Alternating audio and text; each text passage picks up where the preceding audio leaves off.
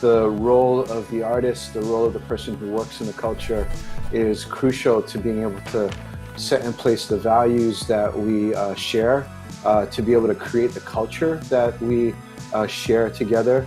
I knew I wanted to feel differently. I wanted to wake up and not look at my phone and let my inbox and calendar dictate who I needed to be today. We're talking about an arts sector that's not just nonprofit arts, that's a lot larger, and I think that's more recognized. The challenge, and it's really hard, and it's really scary, and it's not easy, but either is making art, is to learn how to translate that creative process from over here in this sort of closed network across this sort of unknown space over into this sector. We run into artists and work with the artist community in the normal course, but we didn't fully understand that an entire field had been growing up around this creative placemaking idea. And development of this ecosystem that then fosters the creation of works that then are able to speak to the changing demographics and cultural shifts that are at work in the US. This really circles around to how we think about our business, how we think about what we're doing. Either the social value that it has or the personal value that it has. We need to think about infrastructure. We need to think about investment in the same way in the arts that we think about it in society as a whole. We're having really lengthy conversations right now about arts and creative work as wholly integrated, like as holistic and not as something that's separate or apart. Communities, the people that actually live in these places, have diverse interests and lifestyles and cultures, and unfortunately the system that we've built for ourselves is extremely siloed around individual needs. I'm feeling now after 5 years that kind of separation doesn't work, as it's not as fulfilling as for me. The legacy that we're still grappling with is that we have all of these kind of independent actors, each doing their own projects. I would like to integrate creative practice and arts more into the core of our farm.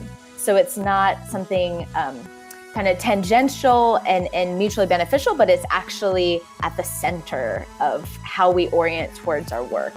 So that I think that there's an influence there into that conversation where, you have engineers and visual artists in the same room designing some new tech product. It's being a part of what's happening in your community and lending your voice, your expertise, but I think also sort of, your spirit. I see tremendous power, both economically, but also probably more importantly, on a soul level. Like that's where the fulfilling work is located. Power that the decision makers be diversified as well, and that they represent the kind of new America that we're living in right now.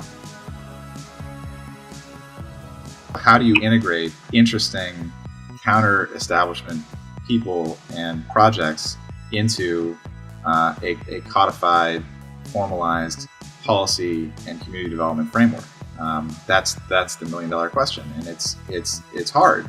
But I think the first step is recognizing that having this group of change agents in the mix makes the end product better. I think there's many artists emerging, and many of them are out of the younger generation that's coming up, who say, oh yeah, I can be much more versatile. And I think all kinds of new people are figuring out how to lean in.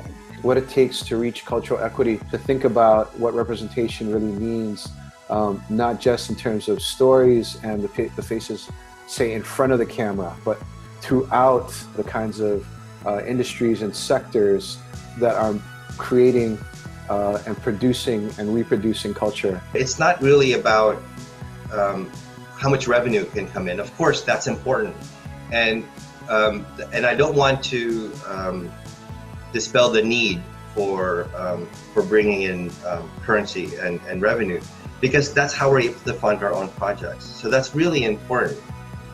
But that's not really the driving force. The driving force is that sense of value in the product that they're making. I think there's a lot of desire to activate and to work together and to try things a new way.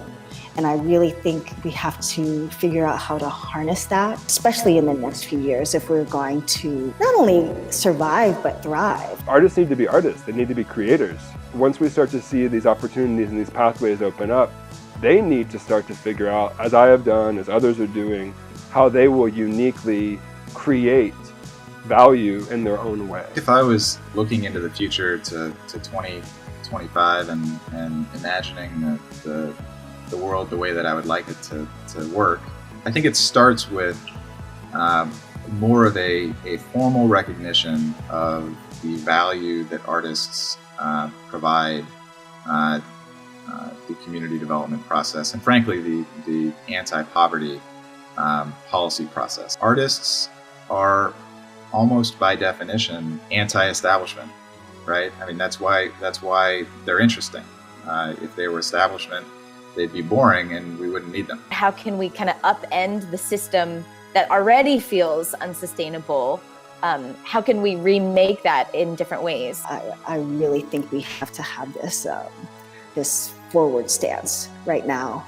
It's more important than ever.